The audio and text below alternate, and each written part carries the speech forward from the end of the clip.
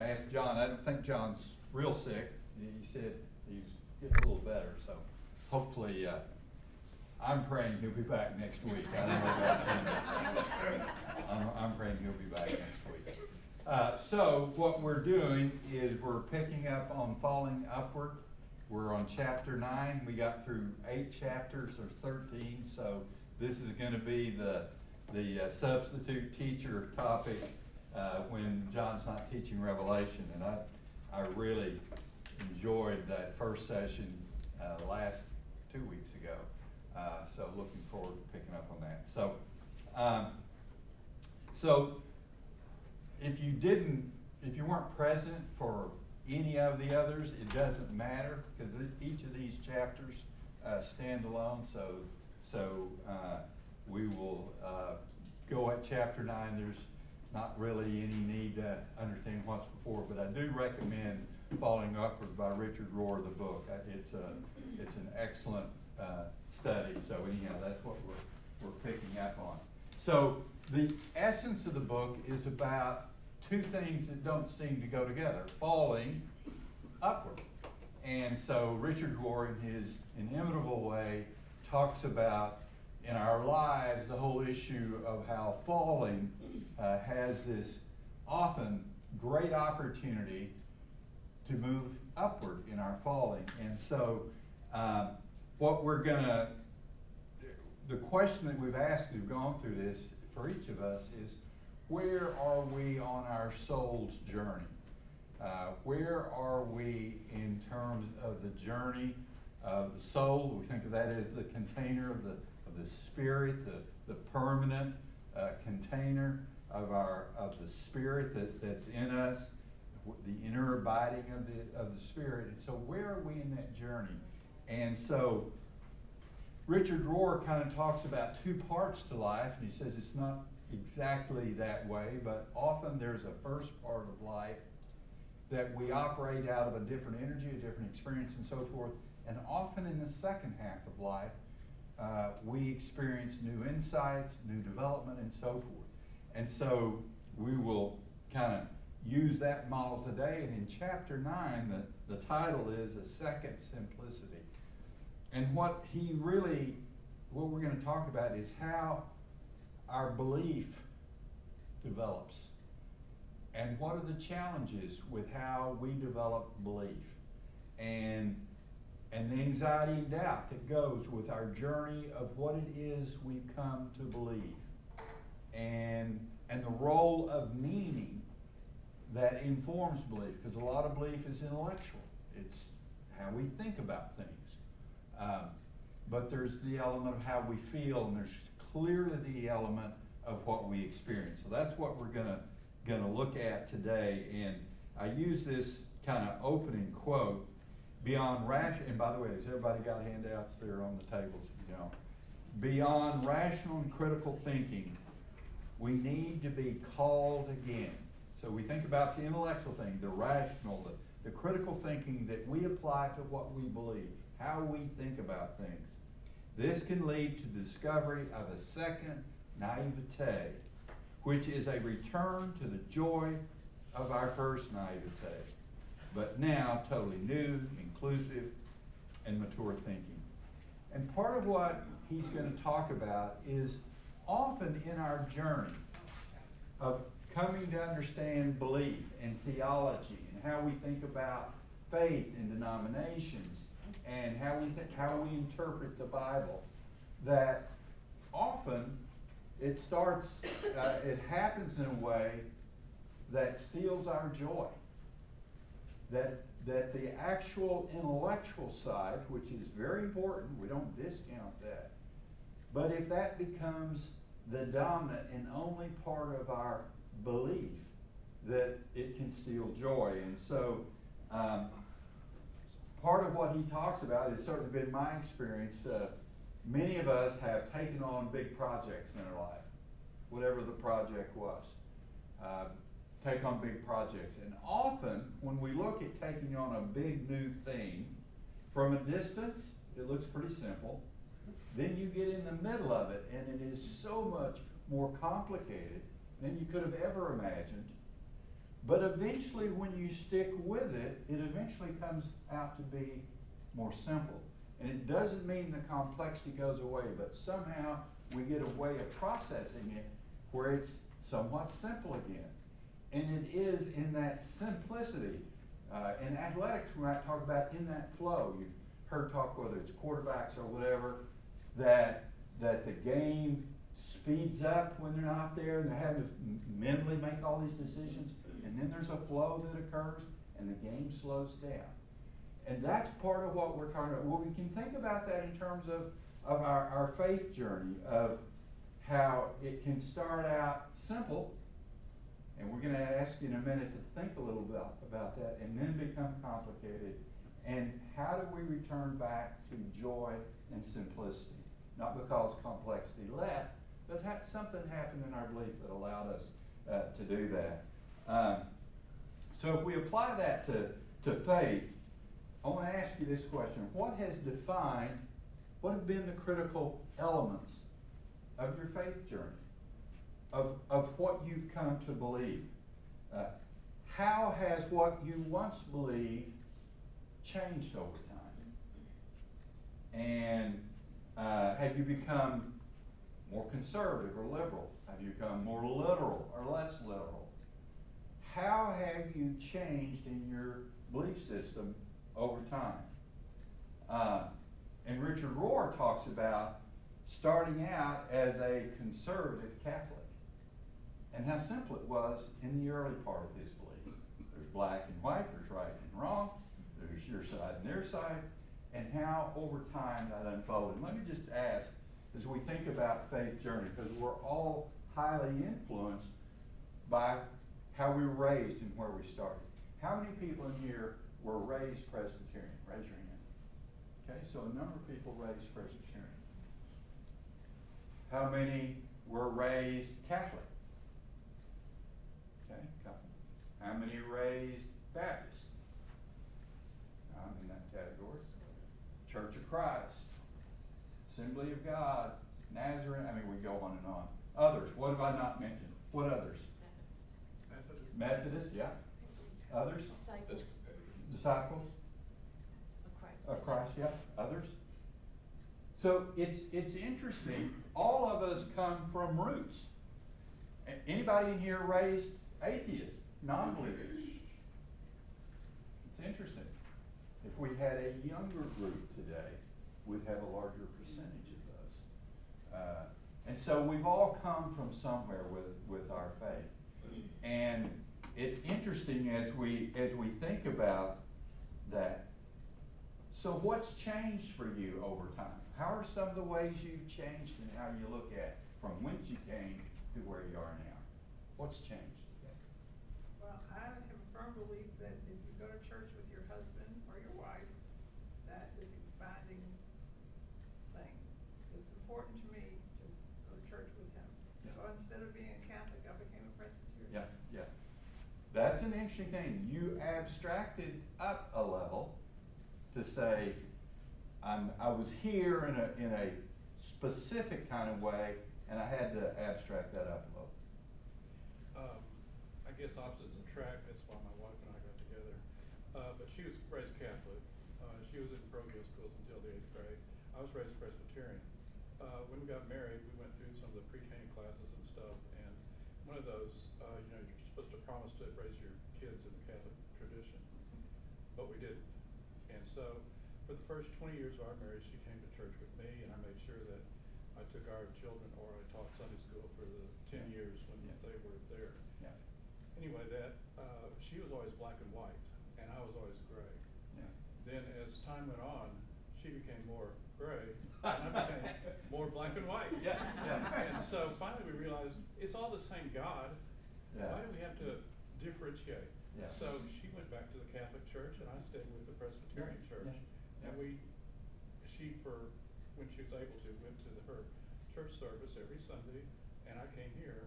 So, I mean, we still were able to make it work. Yeah. It's a great example of how we grow and evolve over time. It's interesting in my own faith journey and outside of Stewart, Oklahoma, out in the middle of nowhere, where I was raised, there were no Catholics, there were no Jews, there were no blacks, there were no Muslims, there were no atheists, and there was one family that was Republican. Everybody else I knew was Democrat. That's where I raised, that's where I grew. And yet, in spite of what looks very homogeneous here, there were the Baptists and there was the Church of Christ. And by the way, the Church of Christ had no music. And, their view was you get to heaven and St. Peter said, well, about that piano in there, I'm not so sure we can allow you in. I mean, no matter where we are, how broad or narrow, we can find things that we really disagree about that turn out to really matter.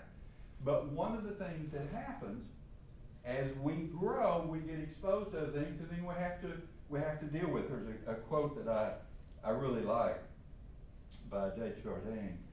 Everything that rises must converge. Everything that rises must converge. So when I went to the Harvard, Oklahoma State, when I got to Stillwater, there were Catholics, there were Jews, there were African Americans, there were atheists, and I had to figure out what to do with all that. And so wherever I believe is, we invariably, whether it's a wife or whether we run into something and it doesn't all fit anymore. And for a number of us, and it's something I did, I thought, well, this religion doesn't work at all, because I couldn't make it converge. So I just said, well, who needs that? So I just threw it out. And I went about 20 years saying, don't need that. Except that it turns out I desperately needed that. But we go along in life and then we hit something, we hit experiences, we hit other people. We had several offices in my company outside the U.S. and spending time with families in other countries and the way they worship and the way they see things. You think, my model's not quite big enough, not quite able to reconcile all of these different things. And so that's part of the deal, is if we elevate, then we have to learn how to reconcile. How do we put the pieces together? Robert? Yes. Something you hit upon was, to me, was people. And it seems like invariably where I have grown and changed, it's been through the people that I Yes. have met that I would have, when I saw black and white, would have butted up against. And then you realize these are good, decent people Yeah. that are looking for the same Yeah. thing I'm looking for. It's interesting. Relationships are the ultimate lubricant and the ultimate friction. They are both. And so we run into people and we say, well, they don't seem so bad, Right. Yeah, I guess a piano in a church, I guess that wouldn't send you to hell. Whichever path you've been on, I guess there comes a point at which you have to figure out what has heart and meaning for you. And it's not necessarily the job, it's not necessarily the career. And we're gonna get that, because that is ultimately what Richard Rohr is gonna hit on, is this issue of what creates meaning. We'll get to that, you're right on the money, is we have experiences that change us. Here's what this Catholic says. But many get stopped and fixated at lower levels where God seems to torture and exclude forever those people who don't agree with him or get his name right. How could you possibly feel safe, free, loved, trustful, or invited by such a small God? So the grace of God that we depend on seems to make allowances for others and for us in sorting this all out. But yet we often get stuck and we run into all kinds of problems, all kinds of friction as a result of that. Back in the day, we had people who said, God is dead. Yes. Okay, maybe yours is. Yeah, exactly. And isn't it interesting, one of the things that's happened today that has accelerated our bumping into each other is the internet in the use of technology, because we are now exposed to people all over the world saying outrageous things that we were harbored a little bit from early on. So we have a wider net of stuff that we have to deal with today to figure out how we handle that. To that point, I think we also have to become smarter to figure out what is true and what is not true because of the artificial intelligence factor. Yeah, exactly. What it can damage. They had a note from TikTok, was a note that said that Biden was launching some F-15s against the Texas Border Patrol because they were stopping the flow of immigrants into Yeah. the United States. Yeah. I mean, how absurd can we get? Yeah. But that was generated by probably a AI bot. Yeah, either artificial intelligence or an absence of intelligence. Right. Yeah. It's another possibility. Yeah. So all of this stuff that we deal with and the way we bump into it affects how we feel about our faith and how we feel sometimes about our fellow travelers. And interestingly enough, the nature of religion is most religions say our way and our God, that's it. That's the one. That's the one. And it's interesting, we've talked about this before, but I just want to revisit the point. The issue of the one. One can be interpreted two ways. One can be one and only, or it can be like e pluribus unum, out of many, one. Diversity, differences, united. So we can be united and be very different. Or we can say one and only, this and only this. So that's part of our struggle. It's throughout our society, but it's particularly an issue in our faith these days. So, which really kind of gets us to the issue of how do we deal when we bump into these differences at different stages of our life. And I wish I could say, well, you know, that ambiguity and that uncertainty, that only occurs when you're young. But the reality is we have circumstances in our lives throughout that knock us off the path, that challenge us, that provide us an opportunity to grow, but also often bring anxiety and doubt. So that's a part of the deal. That's part of the way we're blessed to have that. So here's a couple things that Richard Rohr says. He says, I further believe that a free and loving God would create things that continue to recreate themselves, exactly as all parents desire for their children. God seems to want us to be in on the deal. The great work is ours too. The great work of God in creation, the great work of Christ here on earth, the great work continues. The universe continues to expand. Growth and change continues to unfold. So, as much as we at times would be comforted by a rigid, static God where nothing changes, He's created a world that is expanding rapidly and that continues to change. So, change is a part of the deal, Lisa. Reformed and always reforming. Reformed and always reforming. And those words roll off, but there's times when I say, what? More change? Oh, please. And so reformed and reforming is a changing follower of a changing God. Inside and external. Inside and external. How we feel, how we think, what we experience, all of that's part of the deal. And so we all know that, but we are also surprised day in and day out by what shows up in our lives. We're just surprised. He says basic religious belief is a vote in the midst of all that change for some coherence, some purpose, some benevolence, and direction in the universe.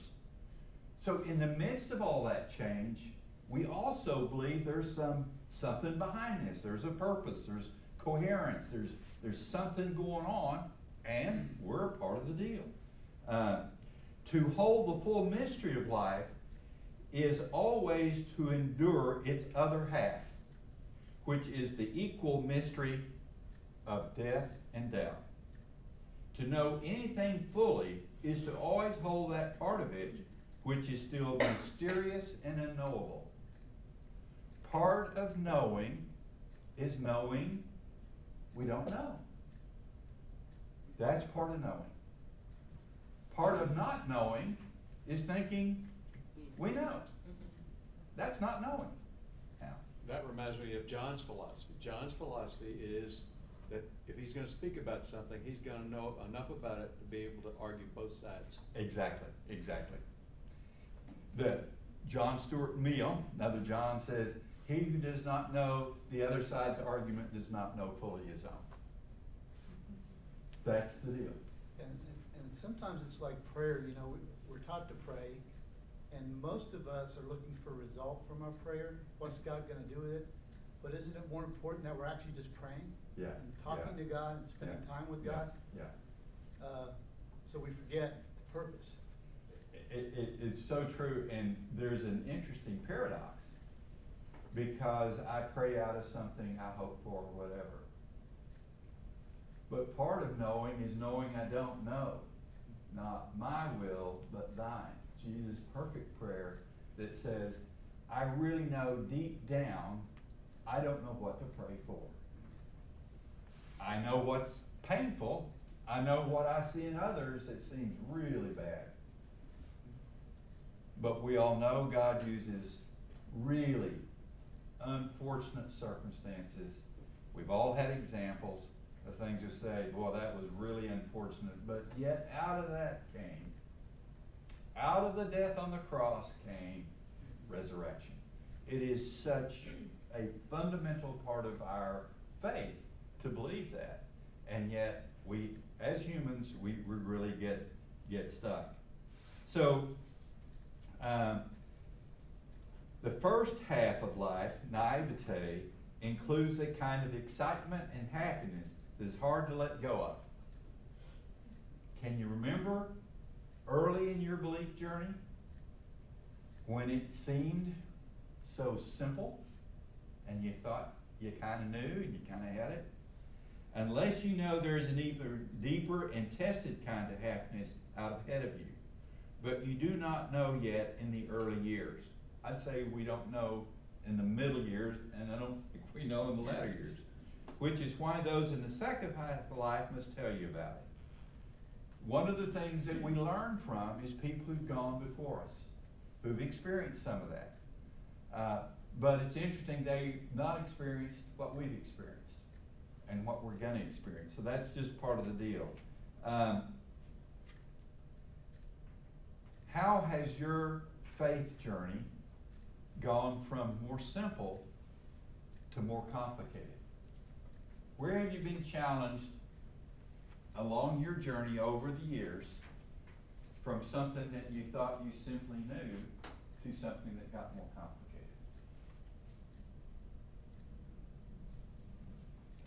I was raised in a Presbyterian church. It was old-fashioned, big downtown church, and the rules were simple. And one, nobody believed in divorce. I had an uncle that was divorced and was getting remarried, and he couldn't get remarried in a church. Yeah. Had to be remarried at home because nobody would tolerate divorce. Yeah. And much less when you get to the other things we deal with. Yeah. Now we've got to make decisions Yeah. on, is this right, is that right, or is half right, Yeah. or both right? And that's much tougher. There was a reality when I was a kid, it probably wasn't accurate, but it was a perceived reality that's very different than the reality we face today around theological issues as a church. And we look at the churches and the denominations, what's happened. The Methodists now, I actually thought the Methodists were gonna have a better model than ours on how to deal with the property and all that. And I look at how they're splitting as a denomination, and it seems every bit as painful and difficult as ours. So even among people who are dedicated to the cause, who are absolutely intent on intellectual honesty around faith and belief and study and so forth, none of those are big enough to fix it. In my faith journey, I've always been afraid of dying, because I want to take care of my wife, my folks, and my family. But my wife is totally comfortable and at peace, and she's found happiness in the fact that she knows she's going to go to heaven. And I think another thing that's changed my whole outlook had been from a member of this class, and that's Sue Ann Reed, and how her messages of hope and support over the last 18 years have been so meaningful. So you learn that there are people around you that love you and accept you the way you are. Yeah. Great example, great example. Others, how has it changed? How has your perception, how your belief, how has it evolved and changed over time? From what was simple to more complicated, and then we come out the other side more simple. Cancer diagnosis will rock that too. In fact, it's interesting. Often the things that really, rock our boat, a health issue, a financial issue, loss of a loved one, disintegration of relationships. I mean, we can go right on down the line that absolutely cause us to have to revisit everything. Yep. I just looked something up based on what you said, and there are over 200 different Christian denominations in the U.S., and there's over 45,000 worldwide. Yeah. So we don't all necessarily mesh. Exactly. Given a choice, we'll make a choice. When I was growing up a Catholic. To me, that was more complicated then than it is now, because you had to decide, you can't do this, you can't do this, you can't go to the Baptist church for their Sundays, for their vacation Bible study, because it's a Baptist church. You cannot go in that door. Yeah. You cannot do this. And now that I'm older and I can make my own decisions, it's much simpler. Yeah. Why do they make it so hard for kids? Yeah. Even the Pope's views changing. Yeah, exactly. So this issue of change and not all the change that we're experiencing do we step back and say it's constructive or it's working well. So that there's a constant change to the change, a constant refining of that. But it is so much a part and parcel of our faith, and yet it throws us off. It is easy to have an implicit thought that this shouldn't be complicated. This should be clear. This should be easier. This shouldn't be contentious. I mean, it is easy for us to want that. And maybe it's a noble want, but it's not the reality. It's not the reality. For me, pilgrimage brought it back to Pilgrimage very is a great- simple. Yeah. God loves me this much. Yep. And that was. And for me, same thing. Pilgrimage was a defining shift in the growth of my faith that made it more simple, because I had a lot of stuff I was dealing with about the intellectual side. None of that goes away. It doesn't get clearer. But that's what allows us to bring the joy back in, is we somehow get to the simpler, Jesus loves me, this I know. Yeah, I was gonna say, when you're young, you're taught prayers, and then as you get older, you learn more about Christ, and you develop your faith, but I just wrote down a prayer: now I lay me down to sleep, I pray the Lord my soul to keep. If I die before I wake, I pray the Lord my soul to take. Yeah. So you get back to that prayer as a child, and how many people pray that? Yeah. Well, and Very what simple. that comes back to is some set of experiences that created meaning. I've shared this before, but my daughter, when she was in college, had a religion class, and so as part of the class, she interviewed like 50 people about faith. And her conclusion was, it was a mixture of people who said, her conclusion, I thought it was just brilliant. She said, the younger people talk about theology. The older people talk about experiences. And to me, that's part of our life's journey, is over time, our experience of God in ourselves and others, it is really what creates that meaning. And one of the things that, the job of the church is to provide a place, not just a physical place, but a place where meaning gets offered. And how many times have you heard a sermon, or even a scripture in a sermon? You've heard that 100 times before, and somehow in that moment, meaning gets created, and it has a profound impact on us. And our job in that, we can't make an appointment to say, I'm going to have a really meaningful experience today at 2 o'clock. But what we can do is show up, keep showing up open and seeking God, and the meaning will show up. The things will happen. Some of them, as I've said many times, against our will. Absolutely the last thing that we wanted. So it's interesting how that all unfolds. So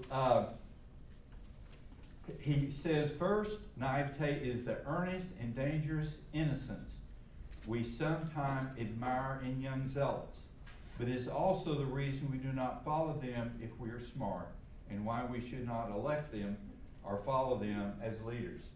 And he talks about zealotry, and the zealotry of knowing I know. The zealotry that says, I figured this out. I know what there is to know about this. There is nothing more to be added or subtracted or whatever. And he makes this distinction between knowing and wisdom. Wisdom happily lives with mystery, doubt, and unknowing, and in such living ironically resolves that very mystery to some degree. The very acknowledgement of it actually is an element of wisdom. He says, I have never figured out why unknowing becomes another kind of knowing, but it surely seems to be. It takes a lot of learning to finally learn ignorance. And, I look at this in terms of our faith journey. I also look at it at what it does in terms of our relationship when we are so sure that we know all. It doesn't mean that we haven't learned a lot, but when we get to the point that says, I don't have anything else to learn in this, then we haven't learned ignorance. And learning ignorance is the final step in wisdom, I truly believe, knowing that we don't know. It seems to me, in today's world, my perception is we've never had as many know-it-alls as we have today.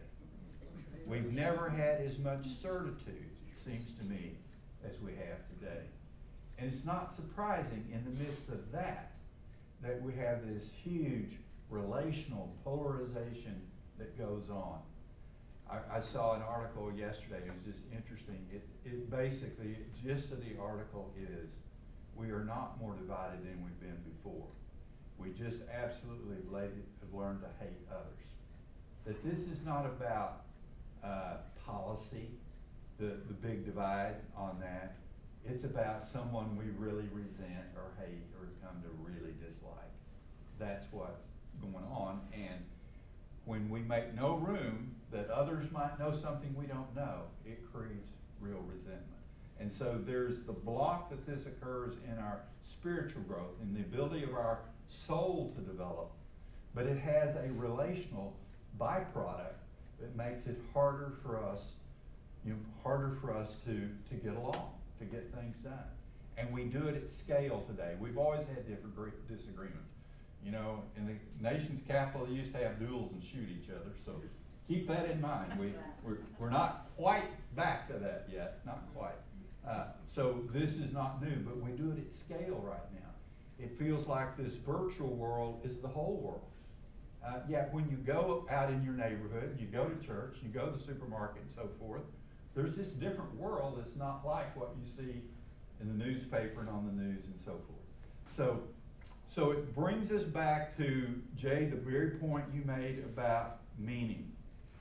T.S. Eliot said, "We had the experience, but we missed the meaning." And if I look back to some of my younger experiences, I can look at successes that I had and say, I drew the wrong lesson. I got the wrong meaning from what happened. I thought it was me. I thought it was all me. I thought, and so our inability to understand out of success what the true lessons are is a part of the deal. And you see it in athletic teams, teams that say, and I hope they didn't go to their head. I hope they didn't decide they had learned it all, that they had fully excelled, because the pride that goeth before a fall is very real. It is for teams, it is for organizations, it is for individuals, it is in relationships. So he goes on to say, simple meaning now suffices, and that becomes in itself meaning. Meaning now suffices, and it becomes in itself a much deeper happiness, letting go of the outcome, unattached to the outcome. Dwayne, to your point about prayer. When we truly pray with open hands for whatever comes, it is such a powerful thing. It is such a relief to say, but God, I gotta have it this way, to pray with the open hand. God, I put this in your hands. Give me the strength, give me the stamina, give me the resilience to deal with what shows up. And there's great relief in that. We talked about doubt and anxiety. When we can pray that way, we can let go of some of the stress. And my prayer is, God, I'm standing by with my hands and feet for what comes out of this. So it's not a passive prayer that says, well, God, I don't have any role in this. Because often God's in fact going to ask me to do some things that I've dodged, that I've tried every way under the sun not to do. So it is praying with open hands. It's praying with hands and feet ready to go for whatever shows up. He goes on to say, as the body cannot live without food, so the soul cannot live without meaning. Great quote from Viktor Frankl, many of you are familiar with this. He says, some level of meaning was the only thing that kept people from total despair and suicide during the Holocaust. And you hear prisoners of war, whether it was in the Holocaust or in wars or whatever, what kept them going? They found some kind of meaning. Humans are creators of meaning, and finding deep meaning in our experiences is not just another name for spirituality, but also the very shape of human happiness, finding meaning. I'm amazed at people under awful circumstances who are happy. What have they done? They found meaning in that. When we can find meaning in the most troubling of circumstances, there can be joy in that, no matter how rugged the circumstances. And so this issue of, it's interesting, meaning is not the same as a belief. We can believe something but not have meaning in it. So when we look for where has there been meaning in our life? So let me just ask the question, in your faith journey, where have you really had a significant experience of meaning? Karen, you gave an example for some of us. Cursillo pilgrimage was that. Where have you had significant meaning that changed your trajectory, that somehow renewed your spirit, that brought joy that's not the same as happiness in the midst of circumstances? What have been examples? Where is it at? I go back to our son-in-law who had brain cancer, Carter. And the nurses would bring their kids to the hospital to meet Carter. Yeah. And that impacted them and everybody who was touched by Carter. As he was literally dying of cancer at 20, Early 20s, I don't remember exactly one off the top of my head. Yeah. Or some 25 years ago, the men's group here went down to Mulhall, Oklahoma, and helped after the the tornadoes had hit there. And that was a Class 5 hurricane that had been on the ground for like 30 miles. And it was a mile wide, and it took out everything there. And we were picking up stuff, trash in the people's yards. Herb was there, and some other people, Broad, and it was just, to me, it moved me that these people were able to even survive Yeah. and go on with life after this had devastated their Yeah. farms. Yeah. You know, those times that have meaning for us, and often around calamity and difficulty, challenge, not always, but often. And so, how would Christ have us show up? He would have us show up every day looking for the meaning that's in our lives, and particularly looking at the meaning that's in our difficult circumstances. You know, one of my favorite questions is, what does this set of circumstances have to teach me? What am I to learn? What meaning am I to get from this? And it's not God manufactured this car wreck kind of thing. It is in every circumstance, and particularly challenging circumstances, there's a part of us that's opened up to possibilities that wasn't open before. It opens a part of us, and so our ability to have faith that God somehow can be in the midst of that is then brings joy, and it gets us beyond the spider web of complexity that never goes away about faith, because there's a lot of mystery with that. When you have to figure out, where do I go from here? Yes, yeah. That question that I think all of us have been to a place in our lives where we say, how did I get here? We've all been there. And to the better part of that is, I learned to, I thought I made it up myself, but, I didn't.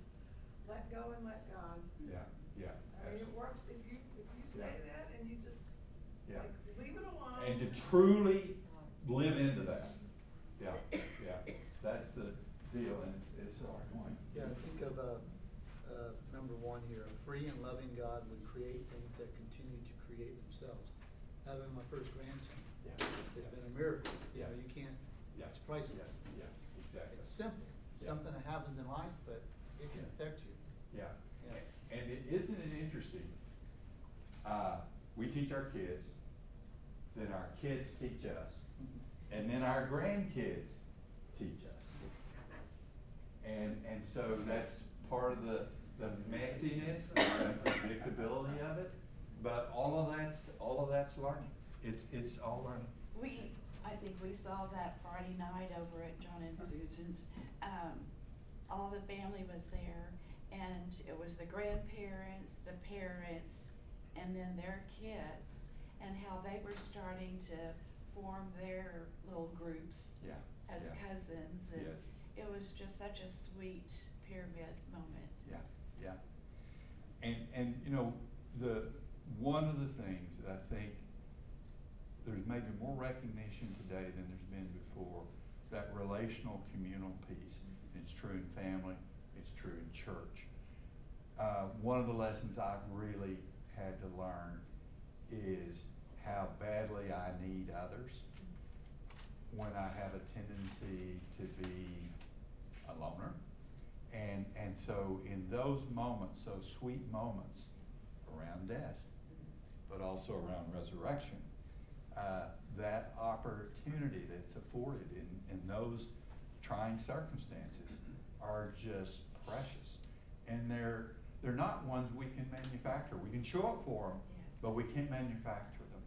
They are off of something larger than what we can create. Pride comes into the mind. Yeah, doesn't it? If we could just put our pride Yeah, in our pocket or Yeah. throw it away, yeah, would we not be better off? yeah. And I think it is such an obstacle, ego and pride, and wanting for ourselves as opposed to be a part of a whole. And I think so much of what we deal with in our culture today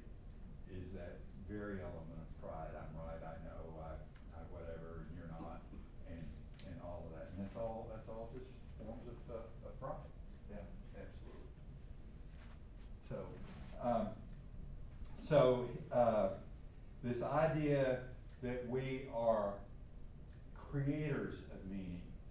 And by creators, we don't create the circumstances, but we can be available for what the circumstances have to teach us. And to me, part of it, Kathy, goes right back to letting go and letting God in those circumstances.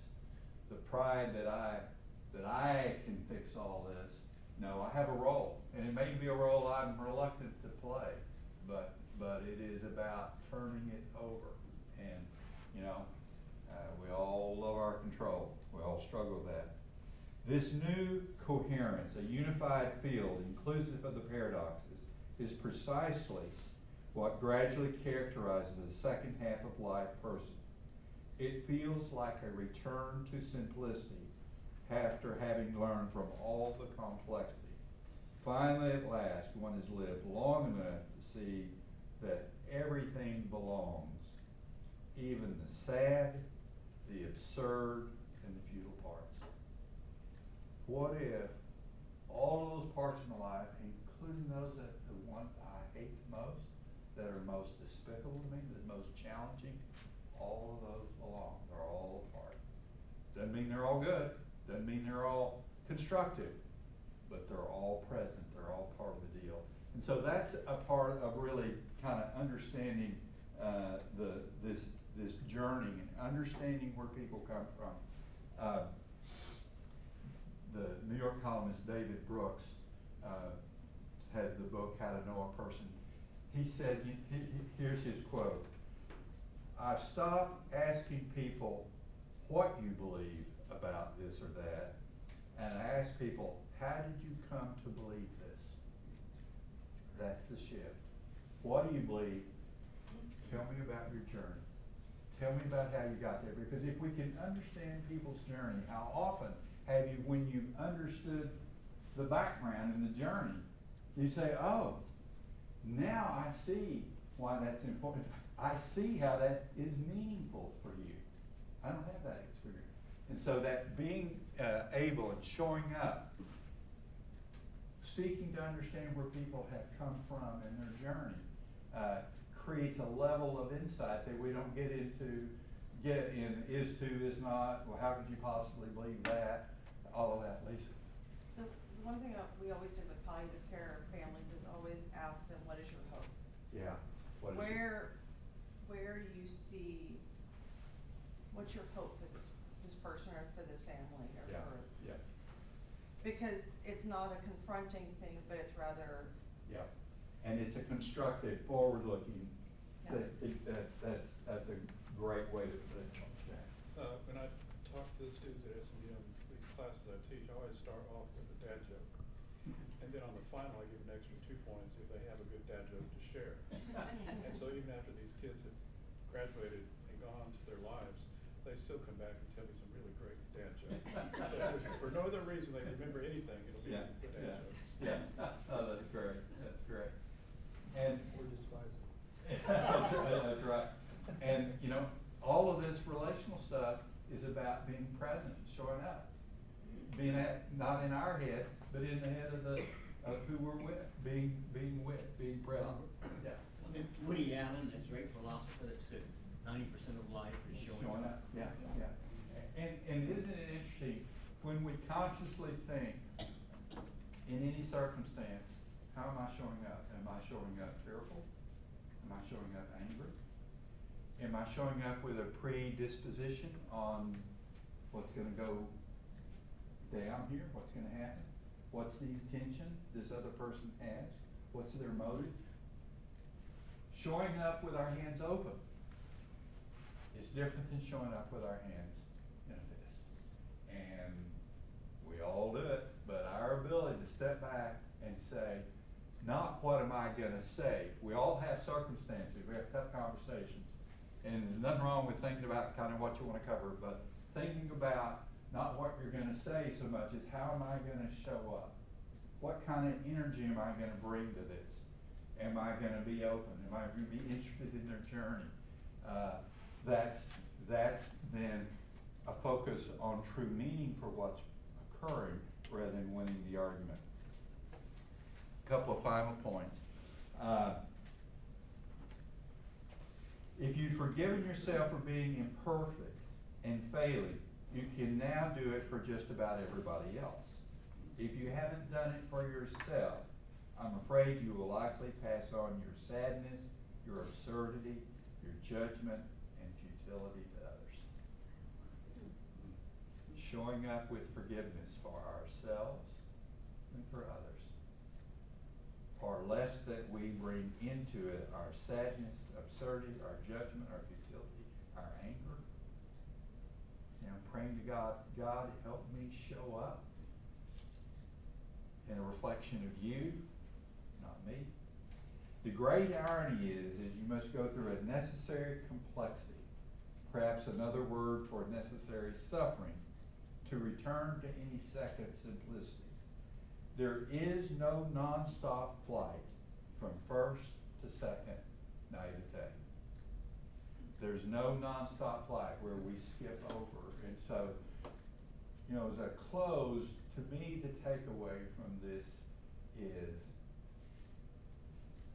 is how do we allow ourselves to get entangled intellectually as well as in feelings and things in such a way that we lose the joy, it steals the joy that comes from letting go, letting God. Jack Noble used to say, feeling good is not the same as feeling God. Sometimes feeling God is not feeling good at all. And yet showing up with Him in charge, there's such opportunity in the second half of our lives to learn and relearn these lessons in a way where we show up open as opposed to closed. Yeah, being open to the experience doesn't have to be trite. Exactly, yeah. In fact, it's a heavy lift. It is a heavy, in fact, how many times they've said, I'm gonna really need to pray before I show up. Because of where the space I'm in right now, I'm not gonna be able to show up in a way that God would have me show up. Lee White used to say, when you're feeling good about being a Christian, be careful, pride's not far behind. Yeah, that's right, that's right, yeah, that's great, great. Anything else? All right, let's close. Dear Heavenly Father, we are so thankful for your presence in our lives. Make us this day and in this next week open to what you have in mind for us, both passive and active, that we might do and that we might refrain from doing, that would be more nearly of your will. So prepare us, O Lord, in a way.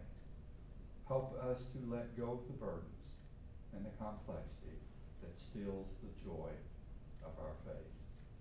We pray for joy in the midst of our circumstances this week, the joy that comes from knowing you. In your name we pray.